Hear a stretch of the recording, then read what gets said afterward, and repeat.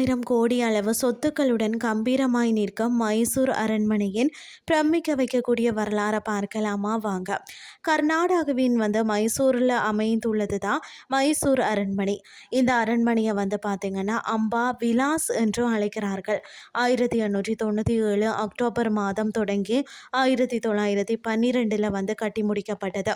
இந்த அரண்மனை பார்த்தீங்கன்னா ஆரம்பத்தில் விஜயநகர பேரரசின் கட்டுப்பாட்டில் இருந்து வந்தது. அதற்கு பிறகுதான் பார்த்தீங்கன்னா நரசராஜி உடையார் சிக்கதேவராய உடையார் வசம் வந்தது. இந்த அரண்மனையை கட்டி முடிக்க பார்த்தீங்கன்னா 41,47,000 செலவானதா. அரண்மனை நுழைவு வாயில் மிக பிரம்மாண்டமாக உள்ளது. அதற்கு அடுத்தபடியாக பார்த்தீங்கன்னா தர்பார் மண்டபம் காணப்படுகிறது. அடுத்து பார்த்தீங்கன்னா மல்யுத்த மைதானம். அதற்கு பிறகுதான் அந்தப்புறம் என சுமார் 175 அறைகள் இருக்கிறதா. ஏறக்குறைய பார்த்தீங்கன்னா 50 ஹெக்டேர் பரப்பளவில் அமைந்துள்ளது. இதன் கோபுரம் பார்த்தீங்கன்னா 145 அடி உயரம் உள்ளது. அது மட்டும் இல்லாமல் பார்த்தீங்கன்னா திறந்த வெளி கோள்கள், மாட மாளிகைகள், கோபுரங்கள் என அனைத்துமே பிரம்மாண்டமாக இருக்கிறது. இந்த அரண்மனையில் ஆயுத அறை, நூலகம், லிப்ட் வசதி, வேட்டை அறை, பிரம்மாண்டமான படுக்கை அறைகள் இதெல்லாம் 3வது மாடியில் இருக்கிறது. அரண்மனை முழுவதும் மரத்தால் இழைக்கப்பட்டிருந்தது.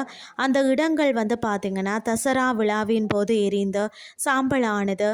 கிருஷ்ணராஜ உடையார் என்பவர் பார்த்தீங்கன்னா கட்டடங்கள் புதுப்பிக்க ஆங்கில கட்டட நிபுணர் கென்றி இர்வின் என்பவரை நியமித்தாராம். 1930 ஜெய சாம்ராஜ் உடையார் என்பவர் காலத்தில் மீண்டும் புதுப்பிக்கப்பட்டதாம். 1940 பார்த்தீங்கன்னா வாழ்ந்த கிருஷ்ணராஜ உடையார் என்பவர் உலகிலேயே பெரிய செல்வந்தராக விளங்கினாராம். மைசூர் அரண்மனைக்கு 80,000 கோடி அளவில் சொத்துக்கள் இருந்ததாம்.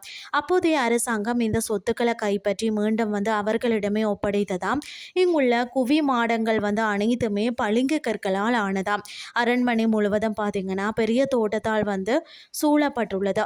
இந்த அரண்மனையில் நுழைவு வாயில கர்நாடக அரசின் சின்னமாக உள்ளது குறிப்பிடத்தக்கது. இந்த சின்னத்தின் கீழ் ஒருபோதும் பயப்பட வேண்டாம் என்ற வாக்கியம் சமஸ்கிருத மொழியில் எழுதப்பட்டிருக்கிறதாம்.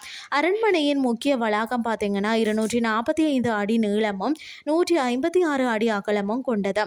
அனைத்து பகுதிகளிலையும் தீயணைப்பு எந்திரங்கள் நிறுவப்பட்டுள்ளன. அரண்மனையில் 3 நுழைவு வாயில்கள் இருக்கிறதா. கிழக்கு வாயில் தசரா விழாவின் போதும் முக்கிய பிரமுகர்களுக்கு மட்டும் திறக்கப்படும். தெற்கு வாயிலில் பொதுமக்கள் பார்வையிட திறக்கப்பட்டுள்ளது. மேற்கு வாயில் பார்த்தீங்கன்னா தசரா விழாவின் போது பொதுமக்கள் பார்வையிடுவதற்காக திறக்கப்படும். எங்கு பார்த்தாலும் பார்த்தீங்கன்னா இளம் சிவப்பு பளிங்கு கற்கள் கண்ணை பறிக்கிறதுனே சொல்லலாம். இதன் மத்திய வளைவில் பார்த்தீங்கன்னா கஜலட்சுமி சிற்பம் யானைகளுடன் பிரம்மாண்டமாக அமைக்கப்பட்டுள்ளது. இந்த அரண்மனையில் சுமார் 18 கோவில்கள் இருக்கிறதா. மைசூர் மன்னர்கள் பார்த்தீங்கன்னா சாமுண்டி தேவியின் பக்தர்கள் ஆவார்களாம். எனவே அரண்மனை சாமுண்டி தேவியை எதிர்நோக்கி அமைந்துள்ளதா. இந்த அரண்மனையில் 2 பெரிய தர்பார் மண்டபங்கள் பிரம்மாண்டமான முறையில் அமைக்கப்பட்டுள்ளது தான் சிறப்பான அம்சமாகும். அது மட்டும் இல்லாமல் பார்த்தீங்கன்னா இந்த அரண்மனையை தினசரி காலை 10 இருந்து மாலை 5:30 மணி வரை பார்வையிடலாமாம். ஞாயிறு மற்றது பொது விடுமுறை நாட்களில் மாலை 7 இருந்து 8 மணி வரை லைட் ஷோ நடைபெறுமா. மாலையில் அரண்மனை வண்ண விளக்குகளால் ஜொலிக்குமாம். இந்த அரண்மனையை சுற்றி பார்க்க சுமார் 4 மணி நேரம் தேவைப்படுமாம். ஆண்டுதோறும் தசரா விழா மிக சிறப்பாக நடைபெறுகிறதாம். லட்சக்கணக்கான மக்கள் கலந்து கொள்வார்களாம். தசரா விழாவின் போது 9 யானைகள் அலங்கரிக்கப்பட்டு ஊர்வலம் நடைபெறுமாம். இந்த தசரா விழாவை காண உலகில் பல்வேறு இடங்களில் இருந்தும் இங்கு வருகை தாரார்களாம். வாழ்க்கையில் ஒரு முறையேனோ இந்த அரண்மனையை சுற்றி பார்ப்பது மனதிற்கு உற்சாகத்தையும் மகிழ்ச்சியையும் அளிக்கும் என்பதில் எந்த சந்தேகமும் இல்லை. இன்றைய கிறிஸ்டி உங்களுக்கும் பிரயோசனமாக அமைஞ்சிருக்கும்னு சொல்லி நான் நம்புகிறேன். இதே மாதிரி மற்றொரு கிறிஸ்டின் வேலைக்கு உங்களை சந்திக்கிறேன். நன்றி.